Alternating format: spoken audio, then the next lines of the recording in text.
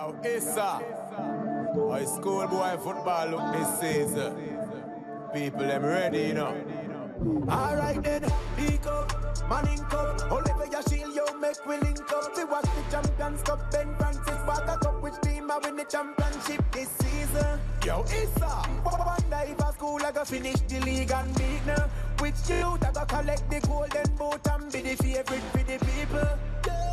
We're still talking football on this Tuesday edition of the SportsMax Zone, and we're staying in Jamaica for the latest from the island's high school competitions. Match day 2 of the quarterfinal round in the urban area Manning Cup got underway earlier Tuesday with the first of a live SportsMax TV doubleheader from the Stadium East Field in St Andrew. Group B leaders, Excelsior High, former champions, taking on Campion College. Dean Smith was on commentary, and he has a roundup.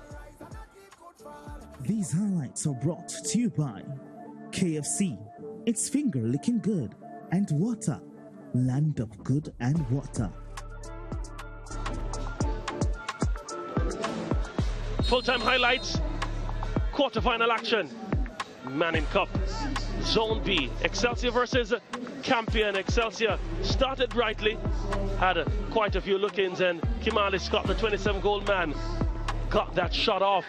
But Alex James, that name, was called to action consistently. Salmon drove forward, past 4 players. The shot was directly to Alex James. Couldn't find right nor left. Campion came forward, catch and roll to Tyler Faulkner. Stutter step, bang, on target. That's how you open scoring.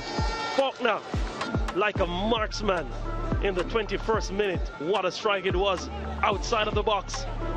Another look at it from another angle. It's beautiful in every angle. Significant for Campion. Their history is being rewritten. More action the other way. That fell nicely for Wizard off the upright, the crossbar, beg your pardon. And Alex James again keeping a clean sheet. More action. Faulkner got that one across, and Salmon happy to see that one go away. Les was onside, got it across the face of goal, unable to convert it in the end. More affliction for Excelsior. Les picked it up and fired. Salmon beaten. Less is more. Another goal for him, 10 for the season, and the second for Campion. That was the end of scoring in this encounter. What a fine finish. Big result. More action. Les had another strike off the upright. Could have rebounded back to the keeper and back into the goal, but luckily for him, that didn't happen. Salmon the other way. Beautiful shot stop from Jaden Morgan, and a frustrated figure. Damali Williams turning, getting that one. Kimali Scott. Alex James again with a save. This is the first game. Kimali Scott did not score. Got this delivery, and Christopher McDonald just couldn't find the finish. That's all she wrote.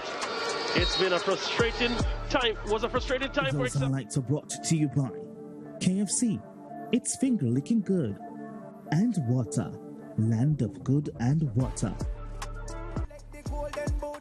Yeah, and here is the reaction now from both camps after the game. Well, tough game. As I said before in the pre-game interview, Campion is a quality team, despite what the history would have said, and they showed it today. One of the things that we identified in the game, that the Campion team was very good in the attacking transition. Both goals came as a result of mistakes, but yes, they did something well in terms of attacking the spaces quickly in the transition, and credit to them for that. Of course, the plan was to come here and get 3 points, because we needed it. The boys went out, started a bit shaky, went out and we executed properly. They got a few chances. Fortunately for us, they didn't convert, but we got our chance and we converted them. So you see the results. Yes, so Newton Sterling making his mark there as a coach with Campion College, shocking Excelsior by 2-0 in this quarter-final round fixture at Stadium East earlier on this afternoon. Sterling, of course, had a successful Premier League career as a player with Arnett Garns, winning titles with them. He was also a part of the Jamaica 2005 Digicel Cup, Caribbean Cup winning team representing the Reggae Boys. Donald's still with us. How surprising is this result? I thought going in that people considered Excelsior favourites for that fixture. Some people. Not all.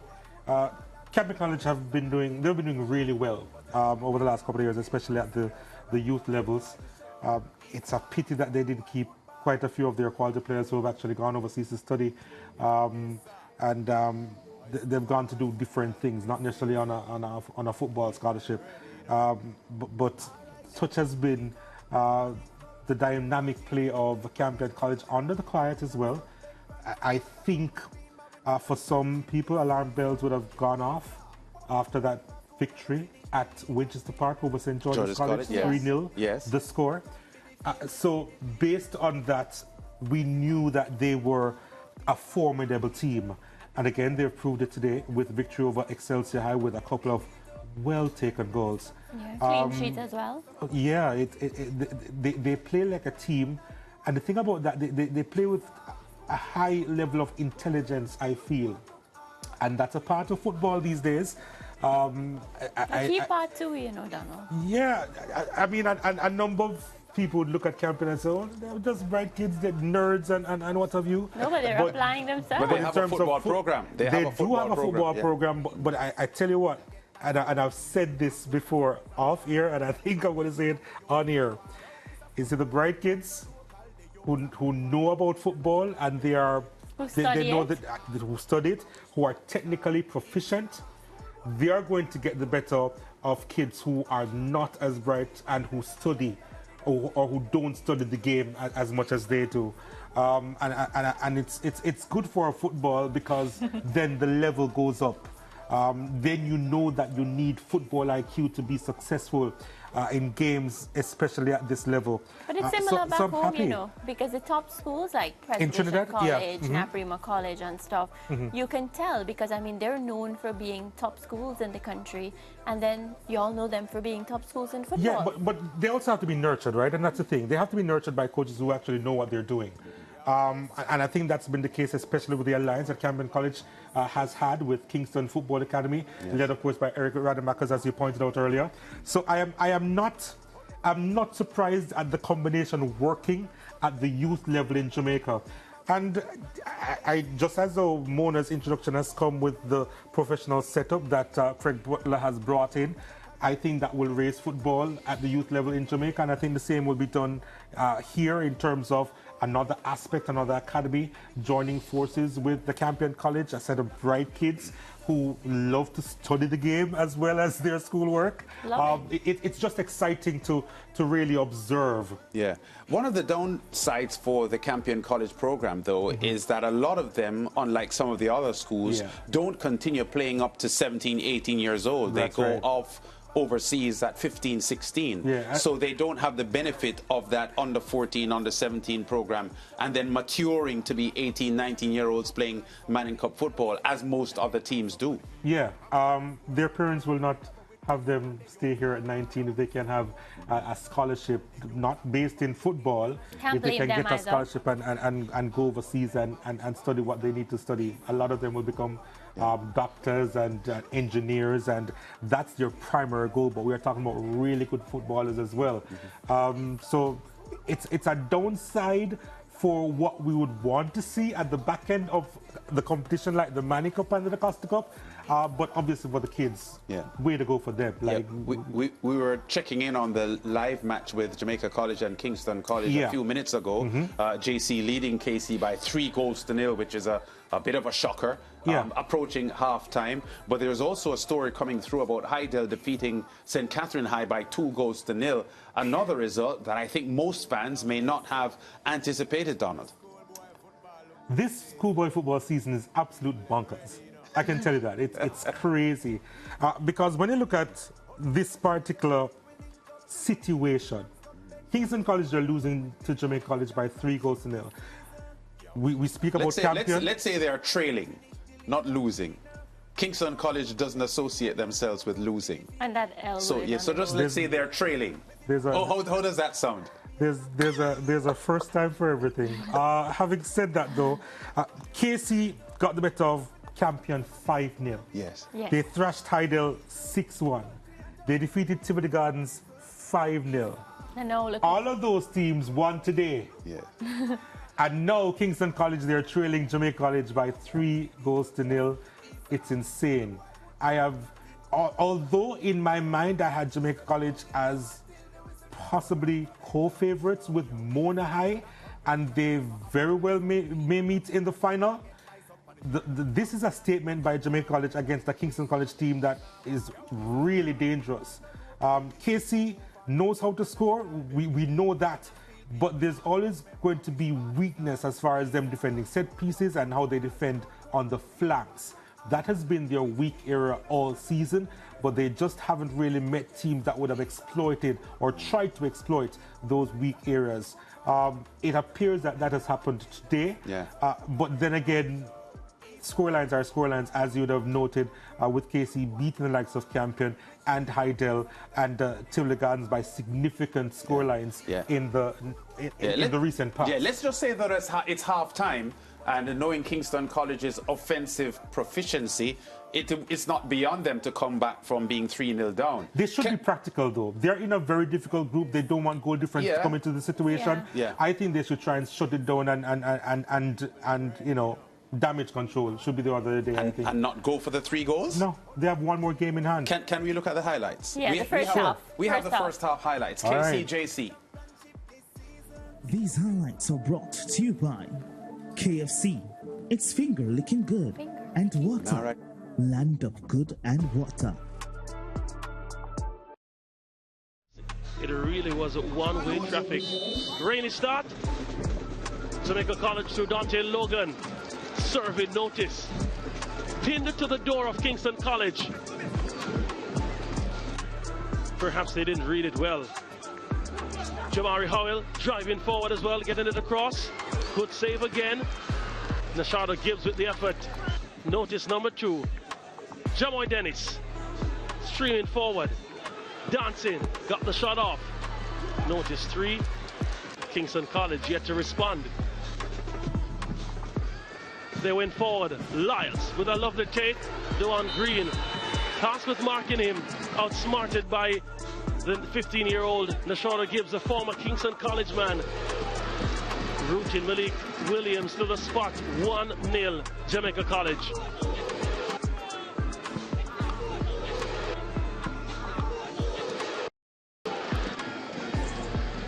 Had a few words for the KC supporters on hand. They didn't like what they were seeing. Can't really fault them. Sharif Ricketts cracked that one. Took a deflection. Then it was sent across. Glorious opportunity off the upright. Deshaun Byfield, but it started to go downhill for Kingston College. Nashada Gibbs to Jamoy Dennis. Dennis with the finish. 2-0 for Jamaica College.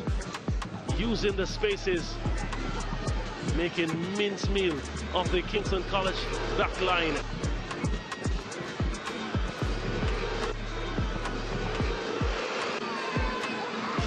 He loves it. Costas of St. Andrew. Ball played quickly. Jamoy Dennis early. Wow. That's what you call moving with alacrity. How with the assist on that particular play. And 33 minutes. A goal every 11 minutes. That's the ratio. Dylan John had a wonderful pop from outside the 18 off the upright. Could have been 4-0. Kingston College tried to come forward. Ricketts took that shot to Wayne Lynch, denied him. The national under-20 goalkeeper showing his class. Beautiful save. That was the half. Those highlights are brought to you by KFC, it's finger licking good, and Water, land of good and water. So we saw enough highlights there that would fill an entire match reel, and that was just the first half, Donald. Ball game nice. Really exciting stuff. Casey under the cosh. It's a little bit disturbing, though, the type of goals that Kingston College did concede. I made the point earlier about them being weak on the flanks. Yes. A couple of those goals, or all of them really, in terms of what led to them, straight down the middle. Yeah. They were just split open. That probably speaks to JC working on something. Because I didn't figure that the spine of Kingston College was as weak as they displayed it in the first half just now. I was thinking that you play the ball out wide and you whip in the cross inside, and that would have been their downfall, because on the flanks they are a little bit weak defensively. Yeah. Hasn't been the case as far as the goals that they've conceded, but it looks to be a quality game. It can be argued that JC could and should have scored more goals. Yeah. Kingston College Both had a couple of chances. goalkeepers were tested outside of the goals. They were. So. But as far as the shots on target, JC, they are running right over KC at the moment. Yeah, well, we're going to leave it there. We will have the full result shortly. You look worried as if you're a KC supporter, are you? No. She's not, I can tell you. She's not a KC supporter. It's actually public knowledge. Public knowledge. She's actually the opposite of being a KC supporter. It's not that, you know. I always give my story that when I came here, I worked with a lot of KC people, and I would always wonder, like, why were they so loud? They'd be the loudest in the discussion, and they'd give none of the other schools the chance to talk. So that's when I just developed my own opinion. Well, producer says I have to go to break, though. I don't want to stay beside you when you make those statements. I'm sorry. I'm shifting over to Sir Lance. Be careful, you fall. Look one, look all. Which team are the best and I go better than the rest? And if a your team beat your chest, ISSA Schoolboy football. A team could rise and a team could fall, but you never will know until the whistle blows. So run, come enjoy the show. ISSA